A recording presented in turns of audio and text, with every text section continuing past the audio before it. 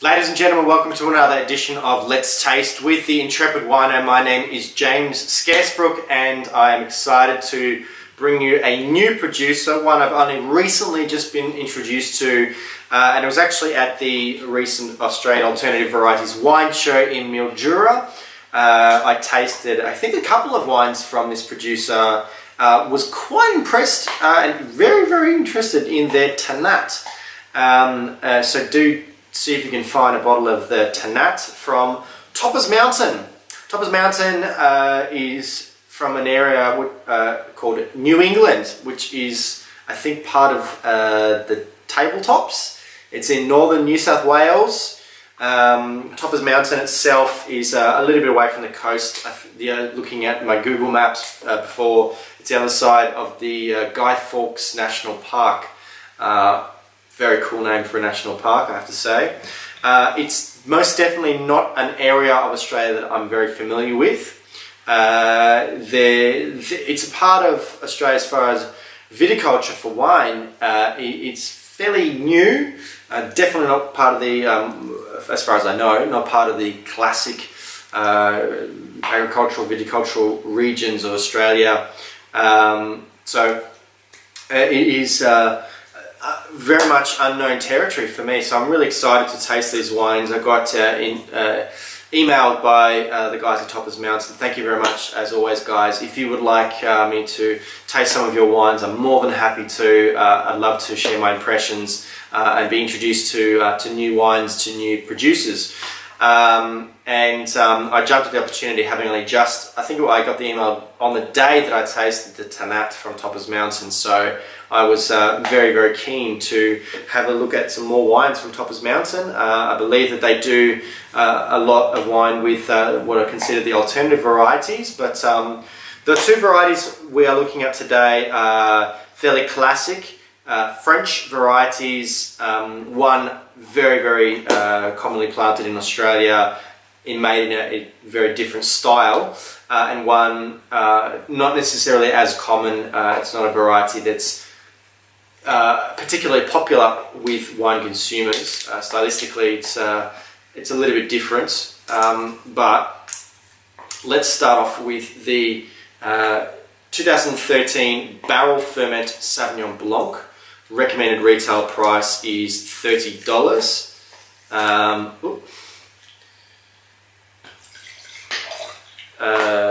Barrel fermentation of Sauvignon Blanc is fairly uncommon in Australia and New Zealand, for that matter, but it is fairly traditional practice in the sort of the better known Sauvignon Blanc regions of France, like Sancerre and Pouilly-Fumé. So I'm very interested to see what this Topper's Mountain wine looks like. Fairly pale in colour. Just a little bit of cloudiness, but fairly clean. It certainly has varietal character for Sauvignon Blanc in that kind of gooseberry, green, grassy, slightly tropical, passion fruity, kiwi fruity kind of realm. But there's also that sort of herbal element, a nuttiness.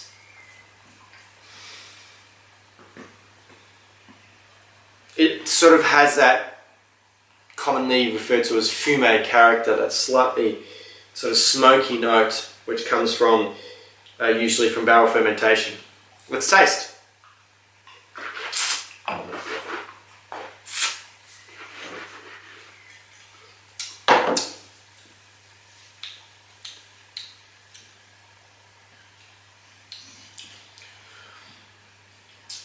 Fairly crisp. It's definitely not in that kind of forward on the palate, fruity style.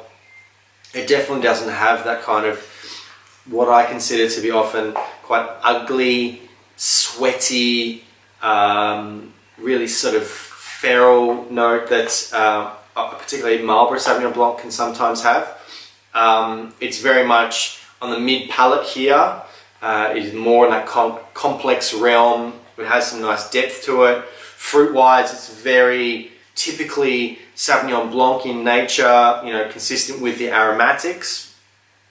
I think it's possibly gone into a slightly shy stage of its evolution. It would be interesting to see it with a bit of youth. I'm not sure how long it is kept down before release, but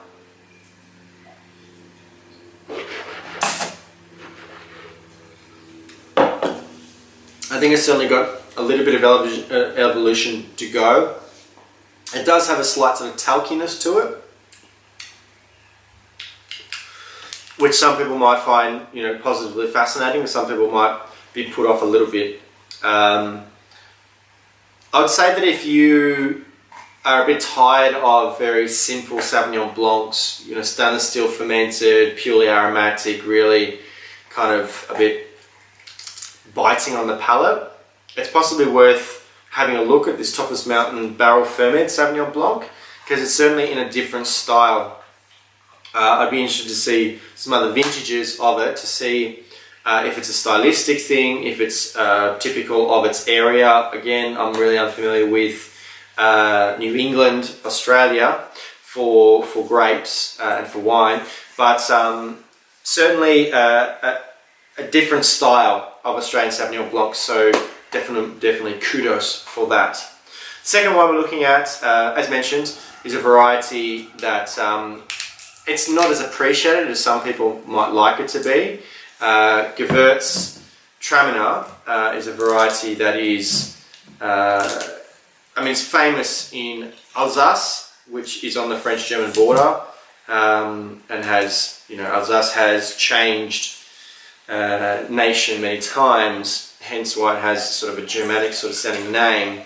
Gewürztraminer can also be found in the northern region of Italy, known as Trentino Alto Adige or Südtirol.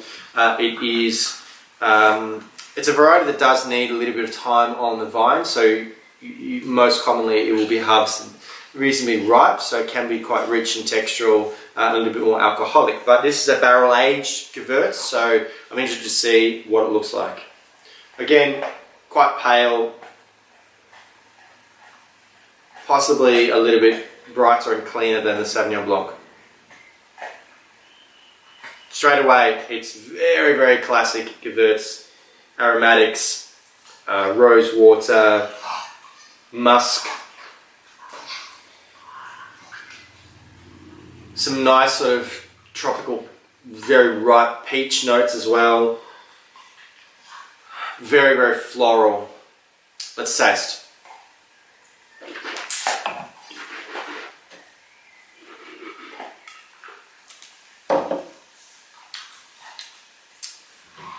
Again, I'm picking up a really interesting sort of talkiness to it. It's got this really unusual soapy note. I'm not sure if it's something on the glass, but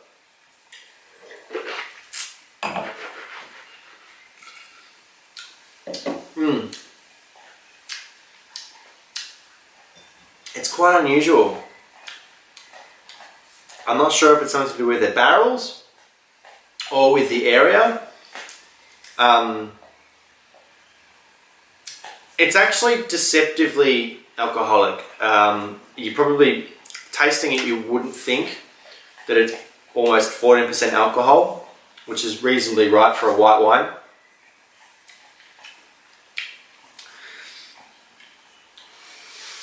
I'm struggling to get past that sort of soapy,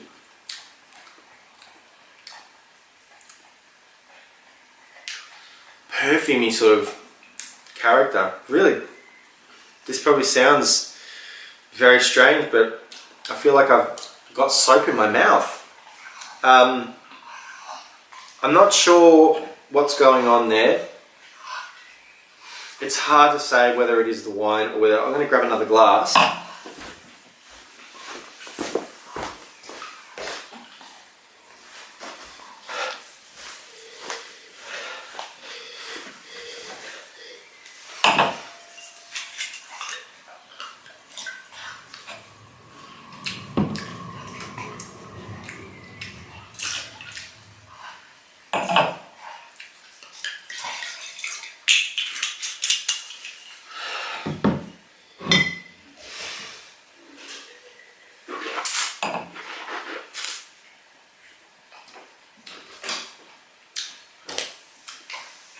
It's not as strong. I don't know if it's something that I had in my mouth. Maybe, I'm not sure if it's a Sauvignon Blanc before, but it's quite unusual. The fruit's not as prominent as it was aromatically. The barrel, I feel like it's not necessarily adding as much as it was a Sauvignon Blanc. It's quite a pleasant wine, but look, if it is that sort of soapiness, it's actually hard for me to get past that. So yeah, I'm not sure what happened with that one.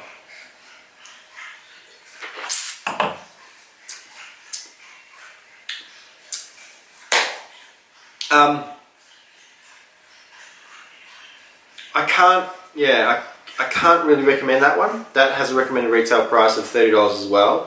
Sauvignon Blanc, I would suggest for people who want to see a little bit more out of Sauvignon Blanc wines.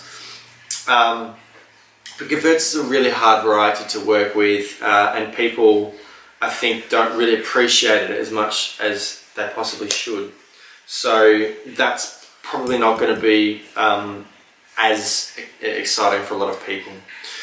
Thank you very much, guys, for watching this video. I hope you did enjoy it. Thank you very much to Topper's Mountain, of course, for sending me samples. It is very much appreciated. If you did like this video, hit that like button, share it, and leave a comment below. Ask me any questions you might want to know. Come and visit me at intrepidwino.com. Do check out the Topper's Mountain website to find out more information about their wines. But until next time, guys, cheers.